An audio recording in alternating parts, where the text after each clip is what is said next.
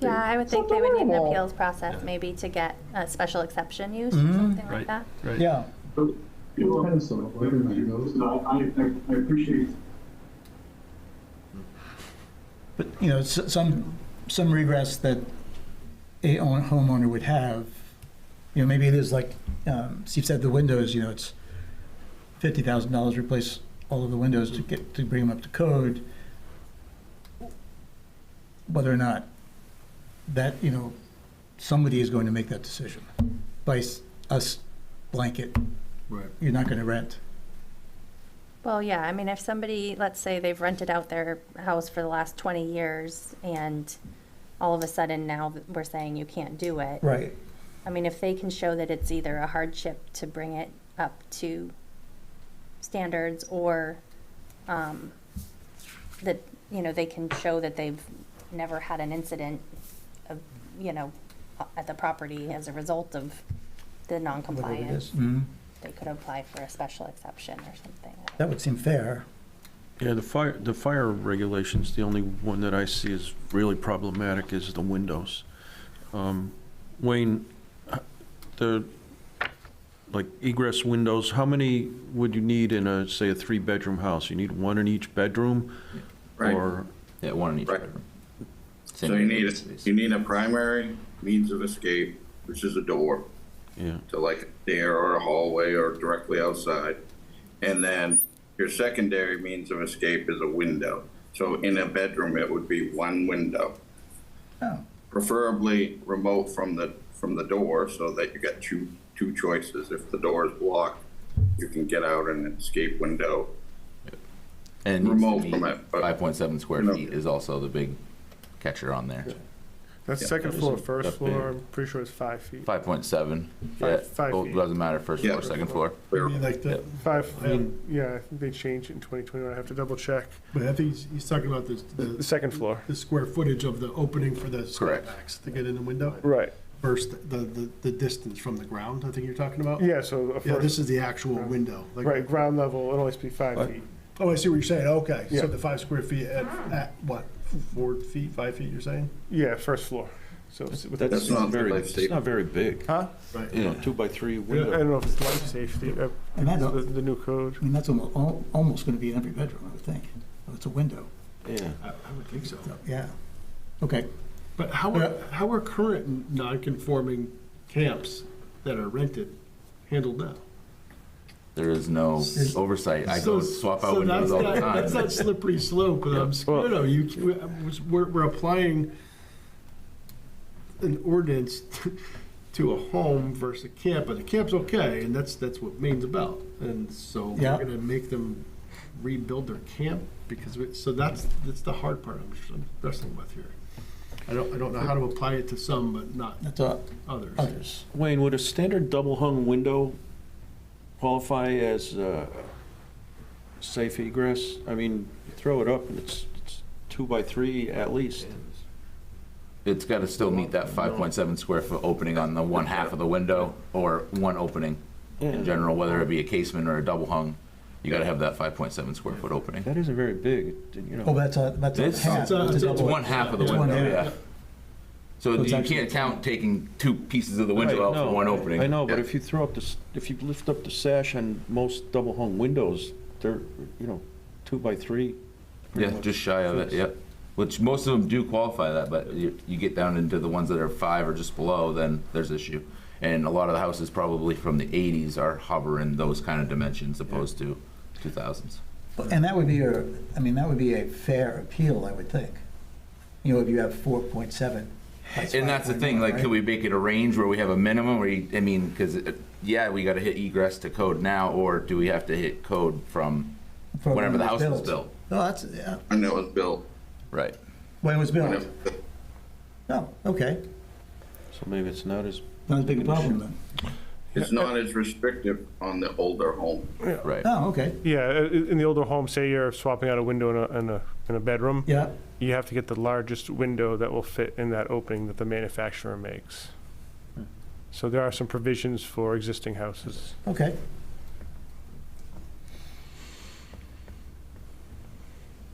Any other thoughts? we task Brett to go right.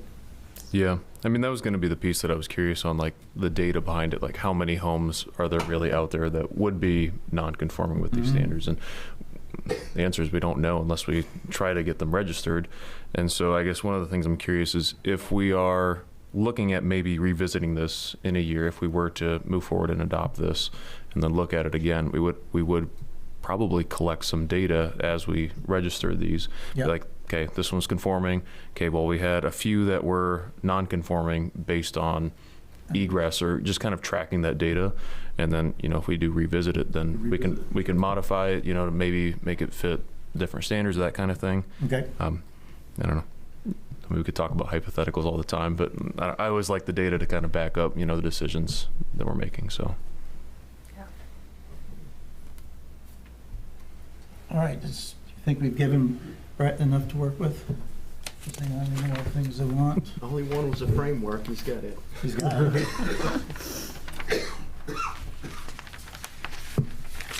So my normal question at this time is, how long is it going to take you to put all that together? Well, do you want to talk about it next month? Or is that too soon? No, I think that, given, I'm sure those people that are interested would like us to move this along as fast as possible, one way or the other. So I would like to move it along as fast as possible. Next month it is. But I also, parentheses, my goal would be to open it up for comments, you know, more of a workshop comment on next meeting on this topic, which means we would have to get this out and on the website, you know, at least probably a week ahead of time. Is that doable? Yeah, let's do it. Sandy, does that work for you? Sandy, you go sleep on us? No, I think she's muted. Brett gets it to me, I'll get it to you. No, I want it on the website so that the public can read it. Right, once I get it, I can send it to you guys and put it on the website all at the same time. Okay, perfect. All right. Let's do it. Everybody okay with that? Everyone's good? Kevin, you okay? I'm good with that. All right. Why don't, I mean, it's still kind of early. You want to just slip over to the marijuana one for while we're all here? And Yep.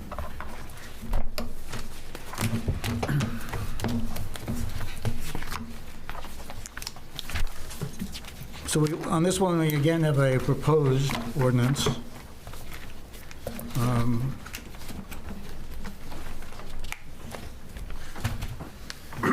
I think before we go too far with this one, Yeah, I reached out to Vern Malik.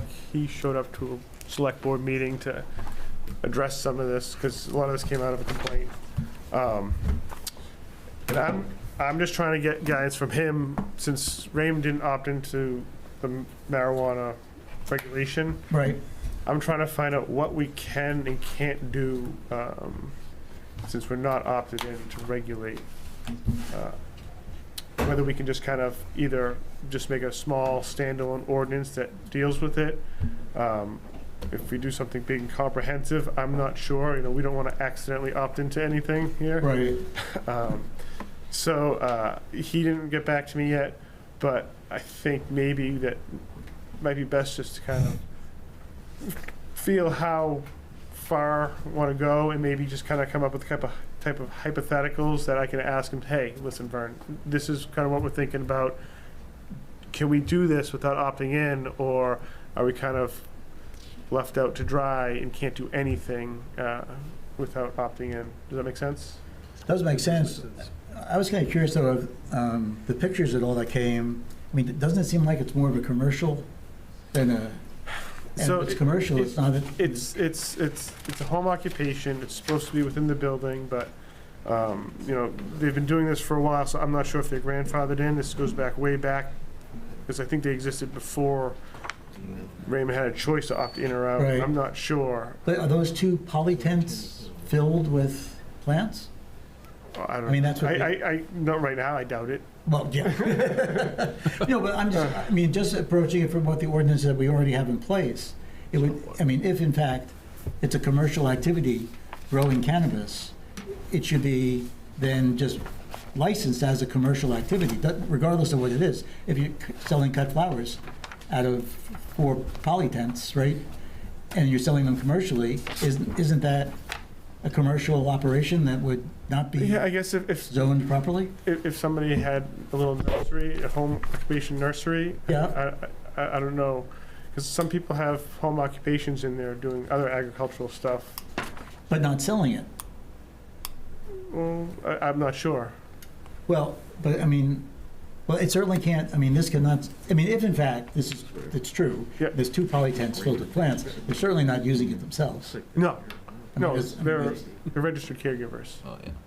They are registered caregivers. Yes. Okay, but even in the opt-out, I thought we had guidance on how many plants that could be grown for regular caregivers. Yeah, per person. Yeah, per person. Patient, Right. yeah, there is. Right, and So- and we don't regulate, we're not, I think the state regulates them.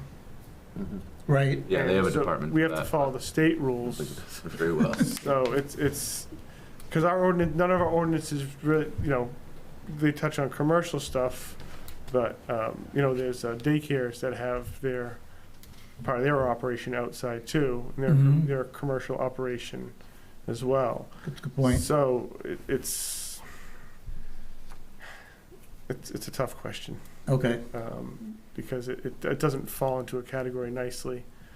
That's why we wanted to try and have some type of ordinance that gave us something that was more precise and to the point that we could enforce and look at. so what you're saying is you don't want to do anything on it right now? I think we should come up with some ideas maybe, and then I talked to Vern to kind of figure out what we can and can't do. Like, I'm looking at the agricultural ordinance, and it says, buildings need to be 50 feet from a sideline. So that's permanent buildings. This is a temporary structure. Right. So, but maybe if we could just slide in agricultural buildings and any cannabis cultivation.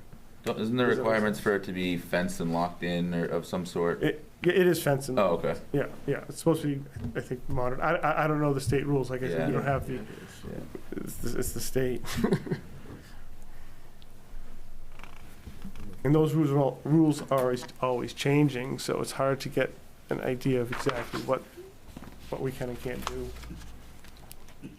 Okay, And is there certain ordinances against an indoor facility opposed to an outdoor facility like this? They're all in towns that have opted in, Okay. so, I don't even know if we have any, I don't know if any towns that haven't opted in have any ordinances, to be quite honest. And so they adopt all the state ordinances by doing that? They can write up all their own ordinances, Yeah. and I don't know if we can do that without opting in. all right. Jason, all we really want to address is the caregivers, is that right? Registered caregiver? I think so. Because everything else would fall Recreational. underneath the code. Am I saying that right, Jason?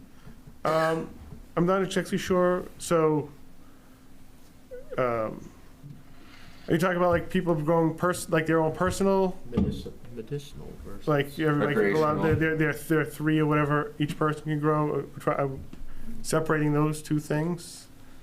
Caregivers have, I think it's like 1,000 mature plants and 500 immature plants, and I think unlimited seedlings that they can have. That falls under the caregiver part of the law. I believe that's what's in there.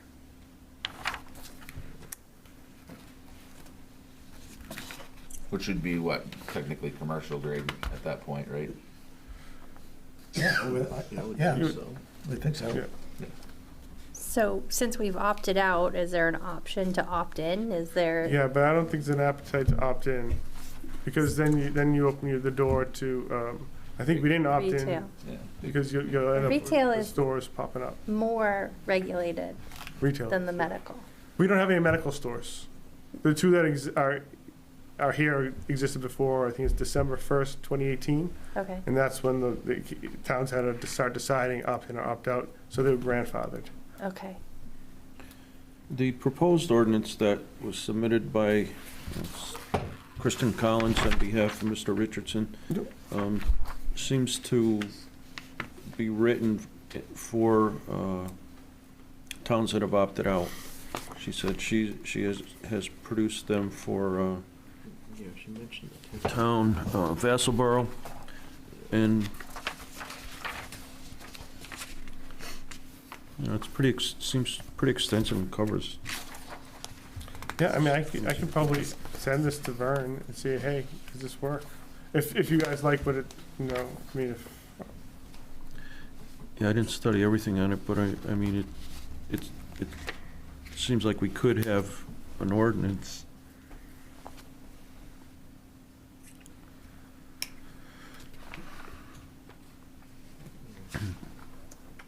Yeah, I think it seemed pretty good, actually. Yeah. Yeah.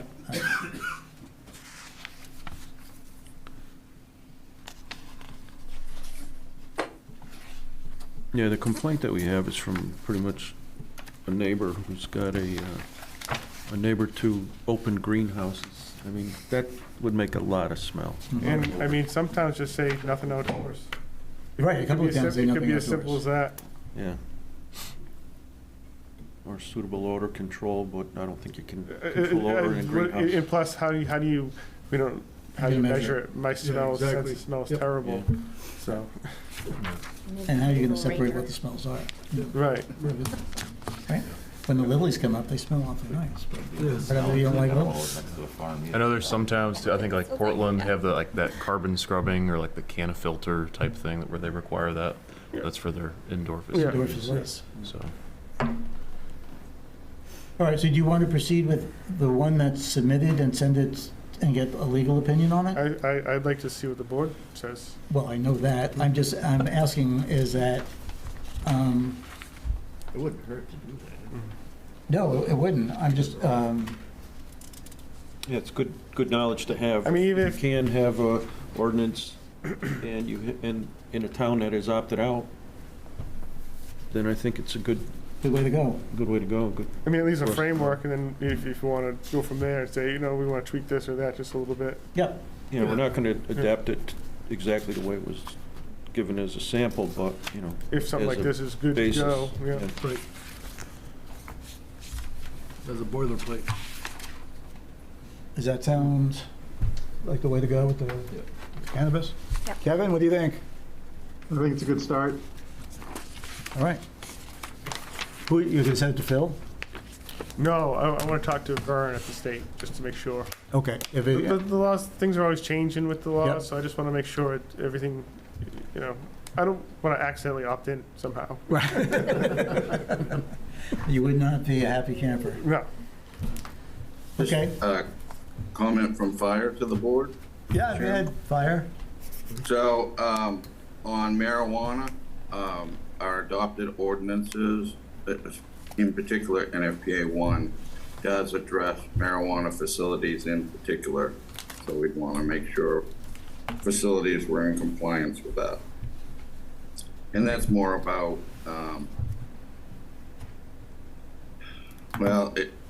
they use a lot of power for the lights that they use for growing, so making sure that they meet the electrical code that way.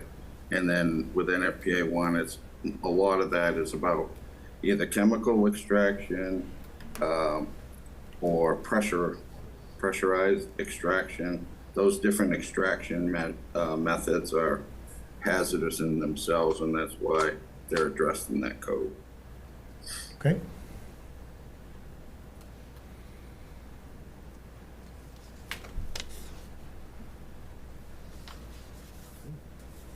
Anyone else, anyone want to talk about their weekend plans or anything?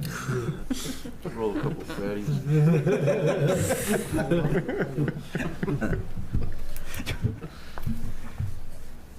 Is there anything else that, so you're all set, right? You're all set with the short-term rentals? Yep. Jason, you're on track for the marijuana as to what we can and can't do? Let's see. All right, I guess that's it. Thanks, everyone. Unless anyone's got anything. Staff All right, we don't need a motion, so we're done. All right. Hearing no objections.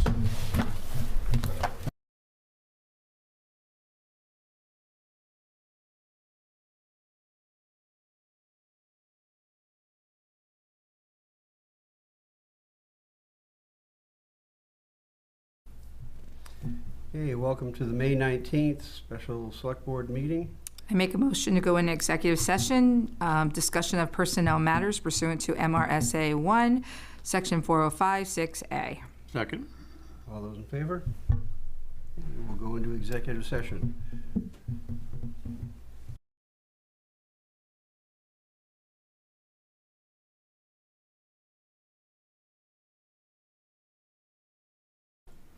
Motion to come out of executive session. So moved. All in favor? We're out of executive session. I make a motion to appoint the position of the new town manager to Joseph Crocker. I will second that. Discussion? All those in favor? Could I have a comment, though, afterwards? Yes. I was one person that was asked about me and questions from about everyone I ran into after the morning meeting where we made him interim town manager. I don't know if people realized on the board that in less than 24 hours, there was 40 people had reviewed that. And so when this process started, Frank out there? I didn't see him. I had a lot of questions and a lot of people asking me, and I told them as much as I knew, which was nothing at all. And I'm hoping that you'll allow me to read the confidential agreement that we signed so they'd understand why I couldn't answer the questions. All I did is ask a person if it should have been confidential, and next thing I know, I was getting blamed for several things. And if you don't think it's appropriate, then I understand that. But I think if people understood that we had to sign confidential agreements, that would explain. Yep. No, you can read the agreement. Just the agreement, that's all I want to read. Yep. So that people understand what we have to do to protect the candidates. Well, plus executive session stays in executive session. It can't be talked out of anyway. So anybody that thinks out in the world that it can Right. be. Well, most people knew that. So, and again, a lot of this is to protect the candidates and the process so that people aren't overwhelmed with questions. It says, and I appreciate you letting me do it because it explains a lot to people when they're saying, well, it should be public and whatnot. Right. I don't. But executive session can't be public That anyway. wasn't what the question was about. It was what the process was, and I had no idea. But anyway. Yeah. I should have set them aside, is what I should have done. But anyway, so it's an interview team member confidentiality agreement. It is critical that strict confidentiality be maintained before, during, and after all phases of the interview process. Please do not discuss the process with anyone outside of your interview committee. By signing this, you are also agreeing that you can be fair and impartial member without bias to any interviewee. I don't know how to say it. Anyone being interviewed. If requested, the Human Resource Council is responsible for providing information to applicants regarding the status and reason for non-selection. This information will come directly from your screening and interview evaluations, and it is public record. Our signatures below signify that we understand and will uphold the confidentiality of the interview and selection process. We also understand that failure to comply with these standards may result in immediate removal of the committee. Once you sign it, and then you go into the executive session, both things become confidential. Okay. All right, motion to go into executive session pursuant to, for the consideration and award of town scholarships pursuant to MRSA 1, Section 405-6F. Second? Second. All those in favor? We're in executive session.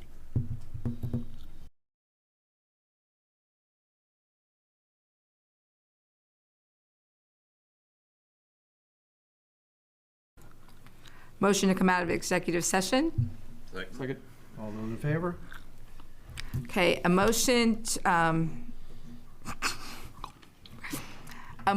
to proceed and give to Mel what was discussed in executive session regarding awarding scholarships. All those in favor? Second. Second. Second. All those in favor? Okay. Motion to adjourn. Second. All those in favor? Meeting is adjourned. Thank you.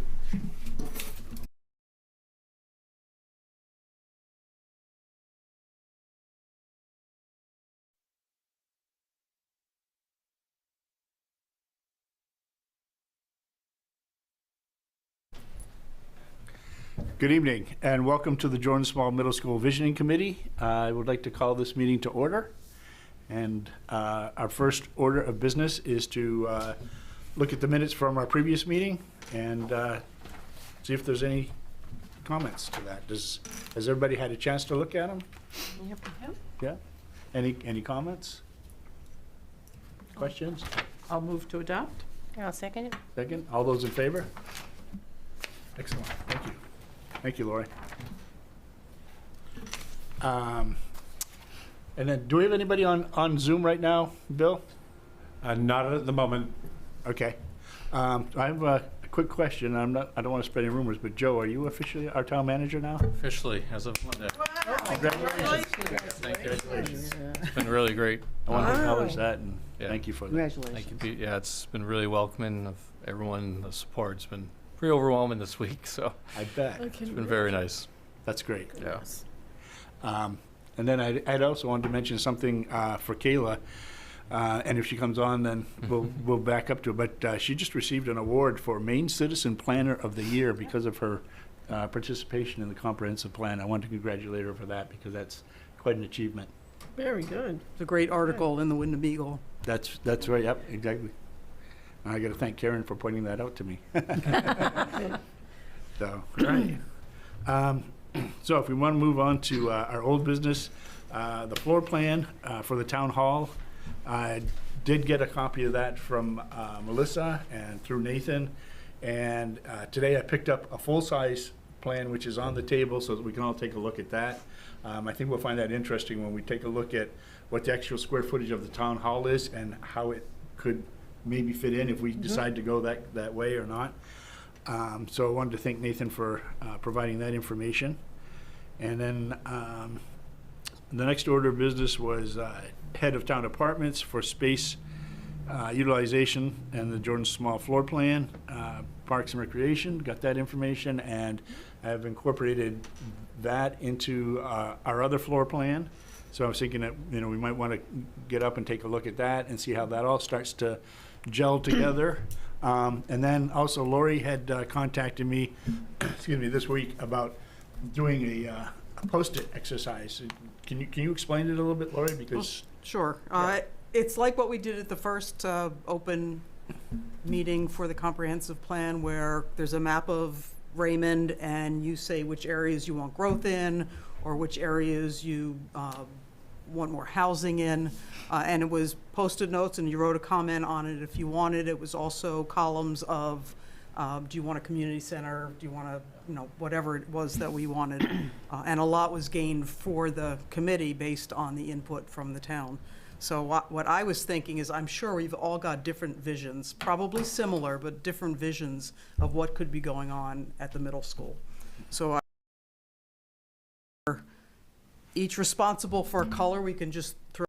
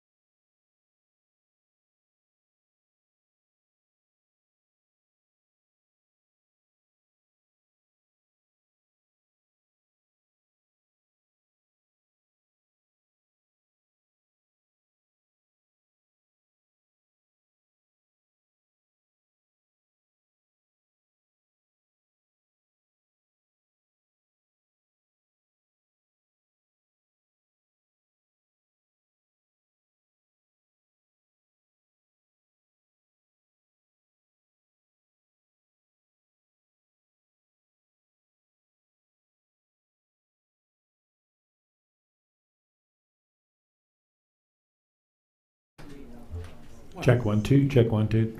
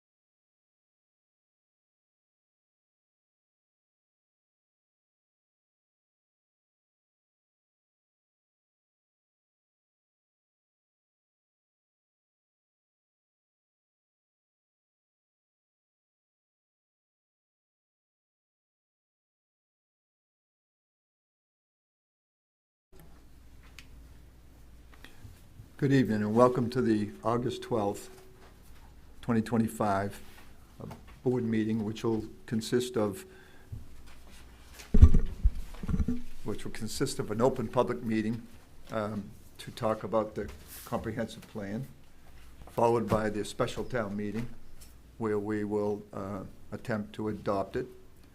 And then we'll adjourn that meeting and start our regular select board meeting.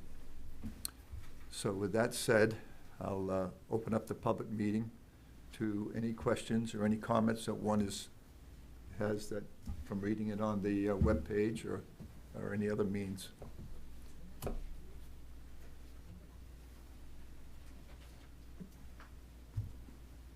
Great. Is this the only time for comments? Yes. Yeah, when we have the special town meeting to adopt it, there'll be times for questions, but this is, the open meeting is really to have any concerns or questions you have in general, right? We're not gonna go through the whole plan unless there's something of essence. No concerns, just some additions. Need to go to the podium. You gotta go to the podium. No concerns, just some additions I'd like to suggest, and maybe they go somewhere, maybe they don't. My name is Bradley McCurtain, resident of Raymond. So should they be made now or later? I'm unclear. I'd just soon have them done now. It's an open Okay. public meeting. It may open up more questions, or it may be the only questions we have, in which case we'll decide whether we're Sure. gonna give it merit. Number one, I think everybody should be proud of this document. It's a lot of work that went into it. Believe me, I know. I co-chaired the comprehensive plan of, I forget what it was, 2002 or 4 with Dr. Jim Stevenson. And I think the greatest accomplishment that plan made was, if you look at the population growth in the Lakes Region area here, Raymond was, if not the fastest, it was among the fastest growing communities in all of Maine. In 1960, the population was about 1,200. 1970, it was, I think, about 2,200, jumped up to 43. By the time we did the plan, we were up to about 4,300 people have it over there. Between the time that plan went into effect in 2004, I believe it was, and the next census in 2020, Raymond added a total of about 200 to 300 people over the next 20 years. And I think you can look to that plan that we put together then as evidence of controlling growth, managing growth, everything you want about growth. First off, I want to thank the committee again. I know there are a lot of long meetings that everyone goes through on nights like this, and sometimes it feels like they don't go anywhere, but I appreciate the work of all the volunteers that worked on the Comprehensive Planning Committee. I was particularly interested in some areas that focus on more volunteerism here in the community, more community interaction. And I guess I would just like to add to that a little bit, that instead of just looking at it as one large community, this is a large community. And even after we took Casco off, we added Raymond Cape. Raymond Cape wasn't part of Raymond originally, as many of people know. And the distance that I've measured from one end, from Fry Island Ferry to the camp in North Raymond, is about 13 miles. I think Don Willard once said it was greater than that. You were there too, Chris. You may know on that. But it's a big community. And we sort of have neighborhoods in areas that, building a community center, for example, in this part of town doesn't really reach Raymond. But what can happen is neighborhoods, and I think if this plan encouraged neighborhood involvement, and we would get a lot. And I noticed that during the pandemic, and I noticed it during blackouts when we lose power here in Raymond, which happens a little too frequently, but that's what it is. I've always wanted to look in on my neighbors, and I have. But I think if a plan had some teeth in it, just encouraging neighborhood activity. And I would take that even a step further, farther, and that step would be for this plan to consider select people that, at least we've got 5, as I recall, select people, and maybe having 3 of those assigned to different parts of the community so that each section of the community has some representation. We're very fortunate on Raymond Cape, where I live, to have Dennis as right now the chair of it. I've known Dennis. Dennis worked with us on the plan, and I very much enjoyed working with him, and it's great to have him as a rep. But if he leaves, we don't have a representative, and our needs are probably a lot different from others in that we have a lot of non-resident property owners and a lot of elderly people in the community. So that's the first one I would like to see added. Another one I'd like to see added, and maybe this has been addressed and dismissed, and it has to do with the communications part and the website. The Raymond website, for me, and I consider myself fairly tech savvy from both a hardware and a software and a web standpoint, to me it's very confusing. When I go in to pay my real estate taxes or register my automobile, I always struggle to find that.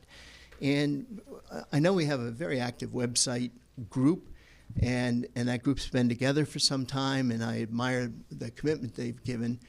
I just wonder if maybe they could do some continuing education sessions, and if we were to put that in this plan, it's more likely to happen than not, to educate the community on how to find these sources that are there. I just think the website is a nightmare, and just about every municipality's website is a nightmare, so I'm not picking on Raymond. But I think if we could have some sessions where people can just call in on Zoom or something once a month, once a quarter, find out what's there, it would really be helpful. The other part and parcel to that is I'm concerned why our website ends in .org rather than .gov. And maybe that's been looked into, but I don't know how many people are familiar with that, but most of the big cities in the country are all on .gov. The reason for that, and this is something that I think a plan that's looking forward over the next 20, 25 years before the next one is apt to get done and implemented, there's no question that one of the biggest threats that we face is cybersecurity. And we all know about ransom that happened to the Bridgeton Hospital's parent companies, CMCC, and we've got to look to that more. And I think the last thing anybody here wants to see is to see our website hacked, either ransomware or personal information taken from it. The GOV websites offer a level of security that is far different from anything you get with org. And maybe we've looked into it and dismissed it, but I can only say that that's what most of the leading communities in the country have, is a .gov.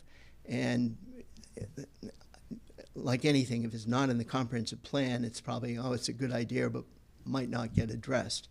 So I would just put that out there as something, and again, maybe it's already been looked into and dismissed because there are reasons not to, but security is security, and that's a level of security. There's an operating group called CISA, which is a government agency, and all content uploaded to the site and everything goes through them, and it's multi-factor authentication, and they enforce that. So, if somebody falls behind on it, they're on top of it. So we have those, and then I think I just had one other that I was hoping we could consider. I'm very pleased to hear about the town newsletter idea of coming back and the bus service. The other one would be the library. And that would be if the library also could hold some continuing education sessions on a regular basis. They have a wealth of information, from website information to interlibrary loans, and yet very few people, including me, know much about it. And just a quarterly call-in from the library where the staff and maybe anybody else who's knowledgeable about that could be on that call, where citizens of the community could call in and get educated, as well as the programs that the library is doing. They're wonderful, wonderful programs. And then finally, I would say that we all know that this state of Maine is by age the oldest state in the country. And Raymond follows pretty much the age brackets, which I don't know if I wrote them down here.